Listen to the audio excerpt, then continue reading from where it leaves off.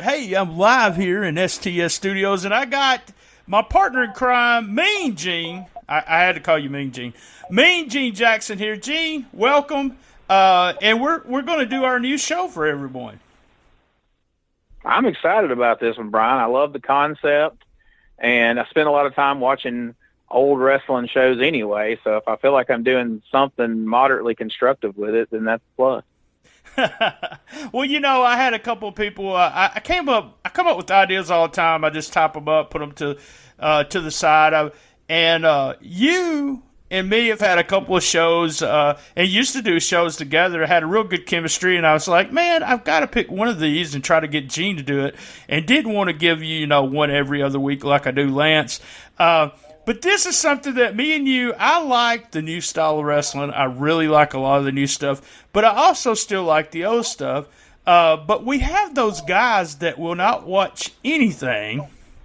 But the old wrestling, it has to be 1942 or at least the 70s or the 80s before they would even watch it.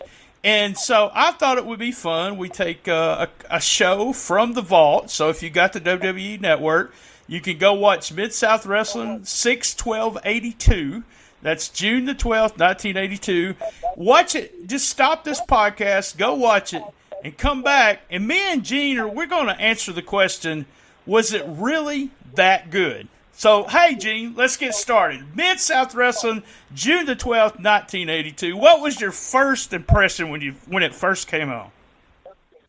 Well, just as a bit of context for people quickly, I was born in 1977, and my regular wrestling fandom, where I started watching it all the time and following it, starts up around 86.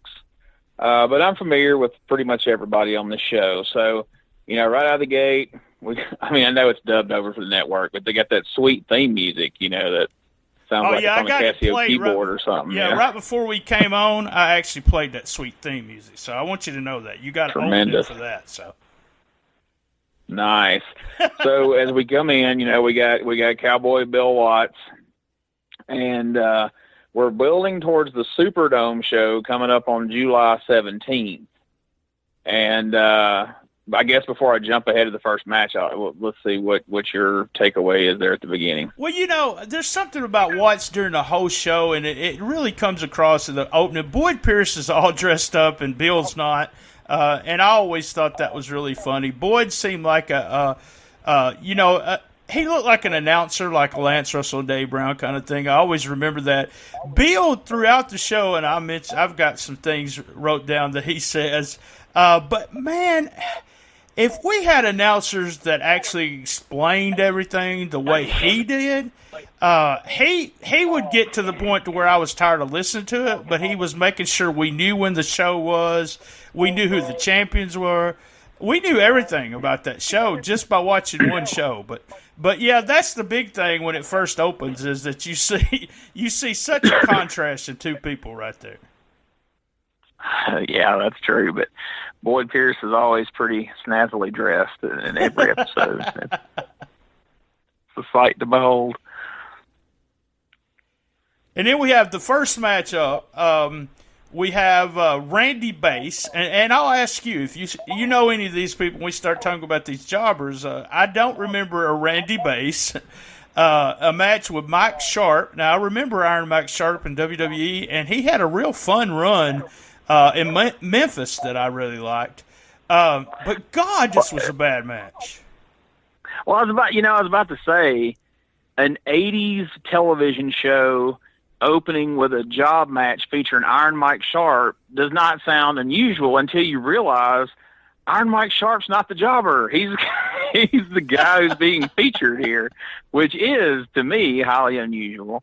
I mostly remember him from his long stint jobbing for the WWF with his, the leather forearm pad for the never-ending injury. But like you said, I have learned because like I said, most of my fandom starts around 86, but going back and watching a ton of old Memphis on YouTube and through all my tape trading throughout the years, I did come to learn that Iron Mike Sharp did have runs in Mid-South and Memphis and whatnot where he wasn't a jobber, and I was quite shocked and surprised at that. But well, he was a good. Yeah, his match with Randy Bass did not, would not garner very many stars in anybody's ratings list for sure.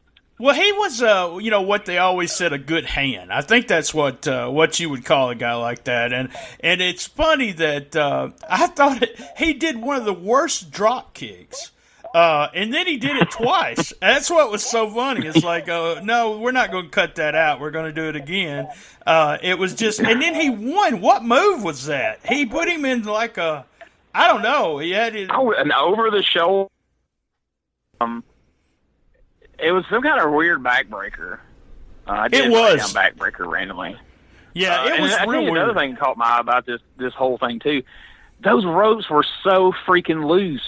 Like, they were ridiculous. Like, just dangling down. Like, that was the first thing I noticed when the match started. Like, God, those ropes are loose. And I got thinking, like, well, nobody's going to be doing any 450s or anything like that. So I guess that's okay. But yeah, some kind of odd backbreaker put Randy Bass away in a. It's hard to explain, but he was actually holding Randy by his hands with Randy on his back. I don't know. It's just hard to explain. It just didn't look good at all. I thought it was funny too. Watts actually called Ted DiBiase. I don't know if you caught this. Called him Ted DiBiase during part of that. Yes. In those old shows, when you go back and watch them, he would call Ted DiBiase Ted DiBiase, and he always called Hacksaw Jim Dugan. And even though he would say right in front of him, Hacksaw Jim Dugan, he go, well, that's right, Jim Dugan. Like, he was just adamant about calling him Dugan instead of Duggan.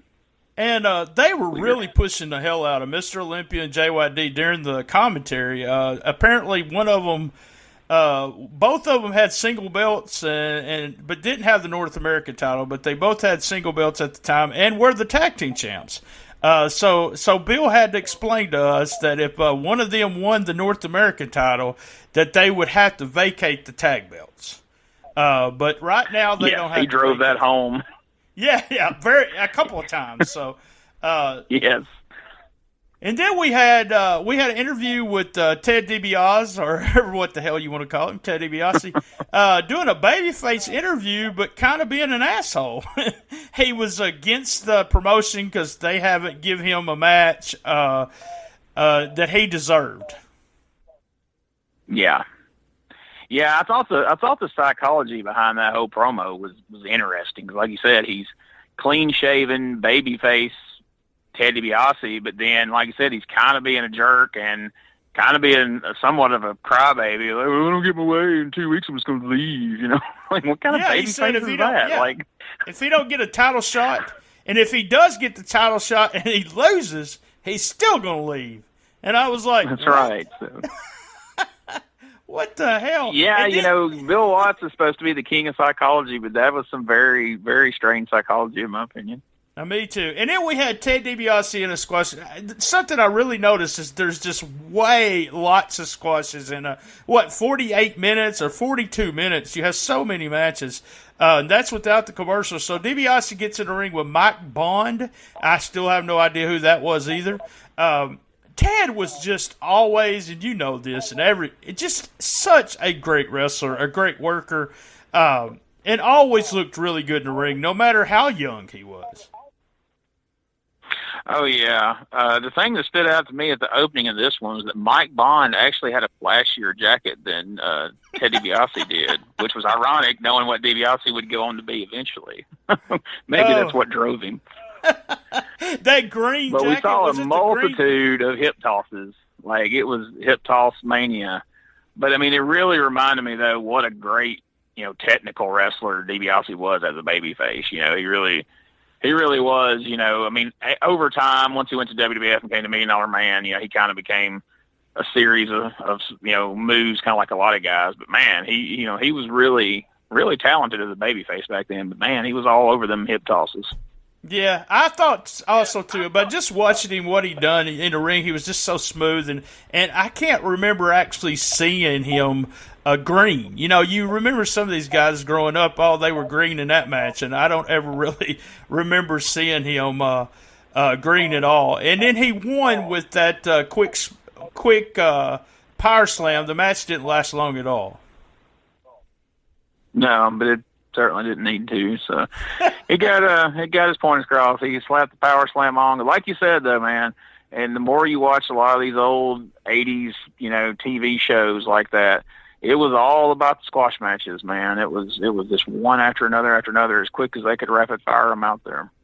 Yeah, and I remember that in Memphis, but I just didn't remember it so much in Mid-South because I guess I started watching a little bit later in Mid-South, more like when Dundee took over as booker. So it was almost like this stuff was stuff that I had read about, but I don't know if I remember seeing any of this stuff. JYD being as popular as it was at this time.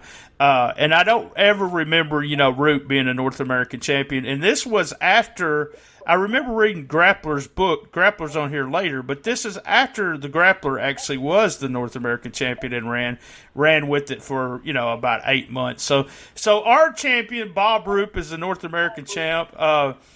Did he do an interview before or after this match?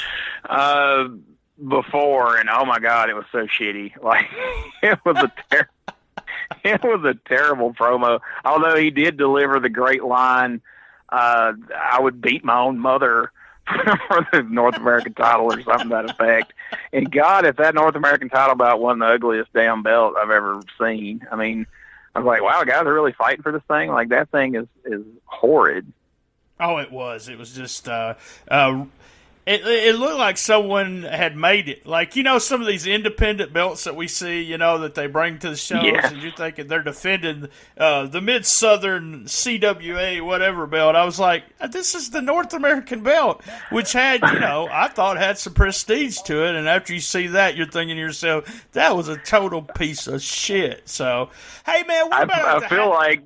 Go ahead. Okay, go ahead. I was going to say, I feel like maybe 3 or 4 years prior... Bill walked in the dressing room one night and was like, "Hey, look what Joel made in shop class this week. It's a North American title belt. Tell him it looks nice. I know it sucks, but he's trying." Oh my God, yeah, that sounds like it. He made it. It's awesome. Yeah. Oh my God, he pushed Joel Watts down her face, down her throats too. So down her face too. So I don't know where I got that. Here we go. We're going to take our commercial break. We'll be right back, and we'll finish up with this episode. All right, we're back with my old buddy Gene Jackson, and we're covering Mid-South Wrestling in June of 1982.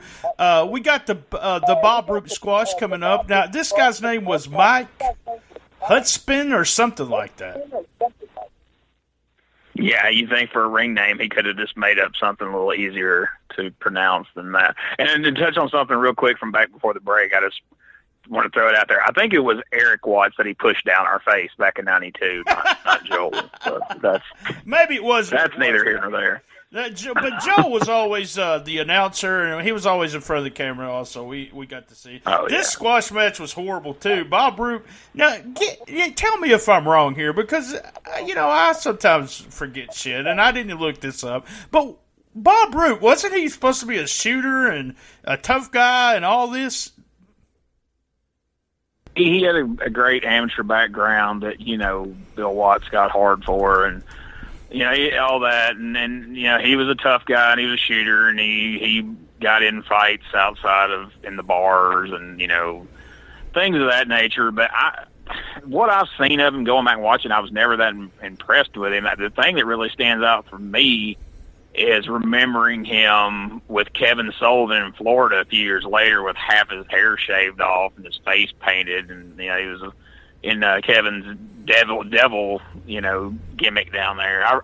When I think of Bob Roop, that's what I think of more so than this version of Bob Roop here with his Kurt Angle singlet on and such.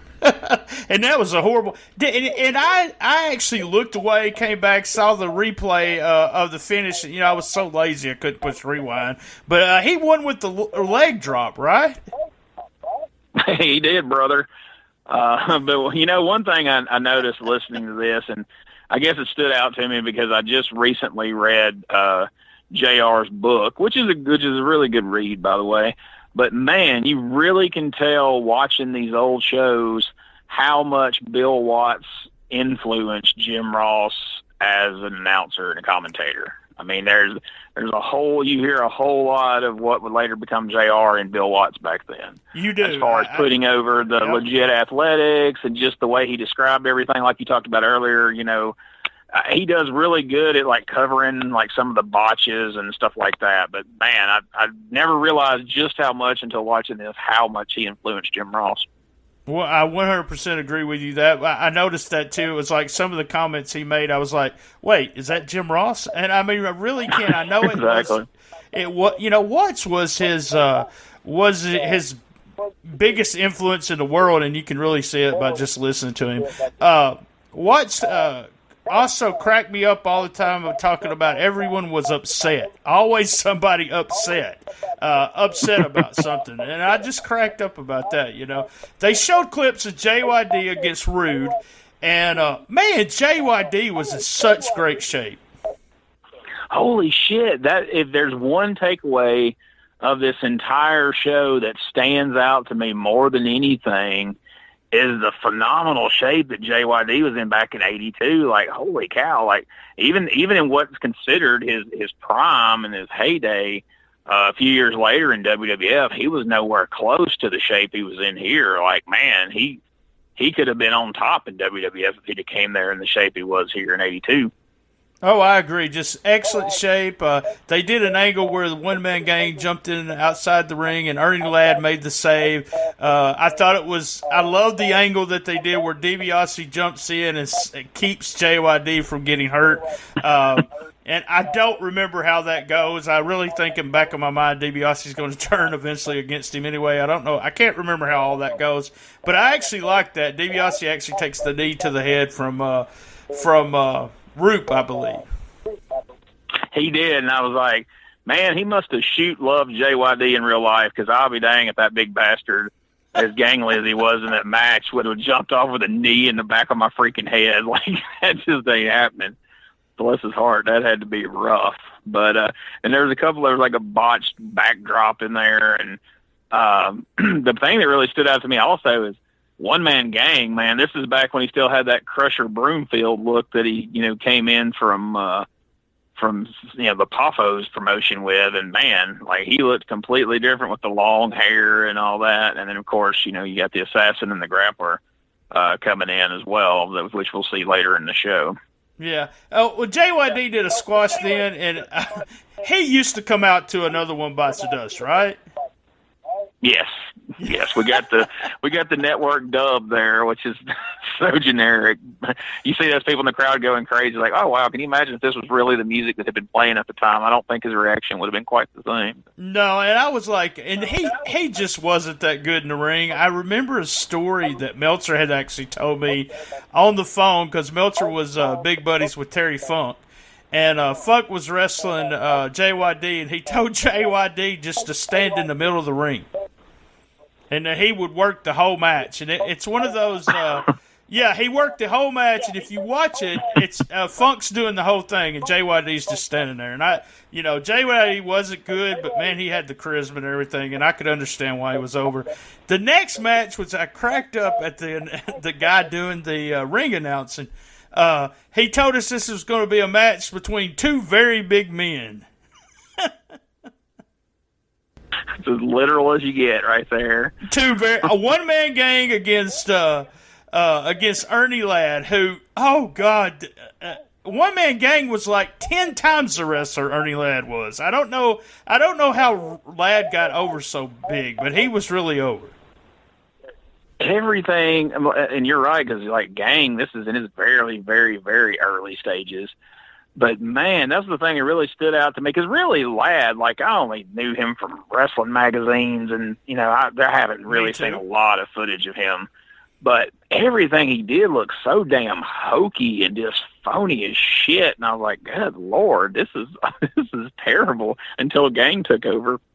The only thing he did that was impressive was once Killer Khan hit the ring, the bump over the top rope from the kick looked pretty good. But man, other than that, I was like, oh my God, this is some of the phoniest looking shit. I'm surprised Bill Watts isn't having a come apart over there. But I guess most of his matches look like that at that point in his career. Well, was it just because he was, such a huge, big football player that, Watts had the heart on for him? I think so. I think because, he didn't really do it. Like, you didn't realize until he got in the ring. Like, I had watched another episode before this, and it was the one from later on, but he's sitting at the table with, Boyd Pierce, and just sitting there, he just looks like a dude, but you don't realize how freakishly tall he is until he gets in there with like one-man gang and stuff. And like, wow, that dude is really freaking tall. And I guess that was the deal, like, oh, he's a huge football player. And, I guess he was on like, he wasn't just like some college guy. Like, he was in the NFL and was pretty well known. So I guess, the fact Watts was able to play off his, name and reputation and the size of him. But man, once the bell rang, as they say, it's pretty tough to watch. I thought it was too. I thought and Killer Khan, I always liked him in world class. But all right, so we're up next with Rick Hangman Harris against Tony Torres, and we know Rick Hangman Harris as Black Bart. Absolutely. When he come out there, it took me a minute. Like, oh yeah, I forgot he was Hangman Harris before he was Black Bart. So that's right. Although he looks no different and wrestles no different, it was just simply a name change. Did you notice that he used the same finisher to Sharp, I think? Okay, so I'm not crazy because when I said that about him using the weird backbreaker, I thought, well, no, that had to be Hangman Harris. But then I thought, no, I wrote backbreaker next to Sharp. And so I'm glad you just pointed that out because I thought I had lost my mind. Yes, they both used the world's most awkward backbreaker as their finish.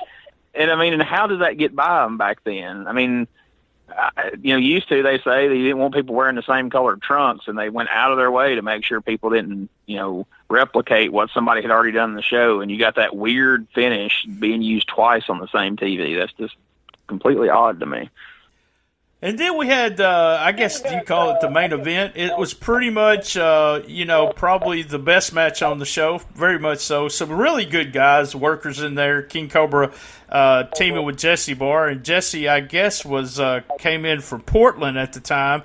The Grappler had was tagging with the Assassin. The best I can tell, that was Jody Hamilton, the very original Assassin. Grappler, the best worker of the four, very much so, just bumping all over the place. But no, here's what I really notice about the old stuff. There's just no psychology whatsoever. None whatsoever.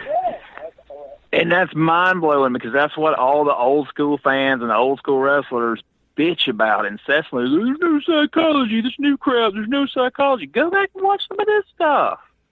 I love the Grappler, one of my favorite masked wrestlers of all time. If you haven't read his book, people listen to this. I highly recommend it. Lynn Denton, really great wrestling book. And then you get to see King Cobra, who I didn't see him until he looked to be 70 years old after he won the unified title from Jerry Lawler. So you got the future unified champion and the future Jimmy Jack Funk teaming up here. But just the minute I laid eyes on him, all I could do is hear, King Cobra! He's going to be taken on. Like, I just automatically heard Corey Macklin's voice in my head the minute I saw King Cobra. And I'm like, wow, like there was a time King Cobra wasn't old as hell. That's pretty awesome. I didn't realize it. Yeah, it is fantastic shape, too. He never got out of shape, really, but never a solid worker. He knew what he was doing, but Barr was, a little bit better than the average worker. Not at this point, but he eventually become, just imitating the Funks pretty much, but was a decent worker. But Grappler, to me, Assassin was okay. He knew what to do, when to do it, was good about getting, and doing the bumps on a hot tag and stuff like that. But like I said, absolutely no psychology. I'm just sitting there going, what the fuck? And then you talk about Ernie Ladd, okay? So Ernie Ladd comes out here, and guys, I'm not trying to be racist here. I wish I didn't have to say I wasn't trying to be racist, but he reminds me of this classic 70s black movie star. It's what, when he's doing it, like he's getting ready to fight against ninjas or something. I just, that's all I could think about is he probably belonged in one of the 70s black films there. Oh God, yes, he was tailor made for those blaxploitation films of the '70s back then. He would have been perfect with Mean Joe Green and all those guys that made those freaking movies back then. I used to get those movies. They were like when I was in college. Hastings had like 5 movies for $5 for 5 days. And I would get those movies, the ninja movies, just Godzilla movies, the worst movies in the world. And all I could think about when I heard him start talking and talking to Watson was that he would have been perfect in that role. Okay, man, I got to ask you before I do my little catchphrase and we get out of here. I got to ask you, Gene, was it really that good? Man, I know we've shit on a lot of it. I mean, there's at least 3 different matches where we go, that was horrible. But ultimately, and maybe it's skewed because of what we have coming up in the future, but it wasn't that bad. I don't know if I'll say this particular episode was that good. I do love what I've watched of a lot of the old Mid-South. I can't defend this episode as being that good, but it wasn't that bad either. It was watchable. All right. Well, I kind of feel like you do. If I wanted to recommend you guys that's why I told them to watch it before, because I don't know if I can recommend you to watch it. If you want to watch it, the things to look out for is just, like we said, Ted DiBiase, JYD jacked to the gills, looking great shape, and Bill Watts was just tremendous on the microphone.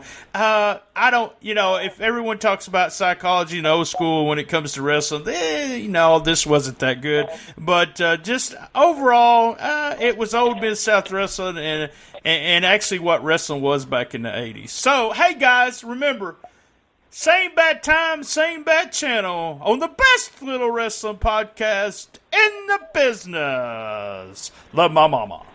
And be there!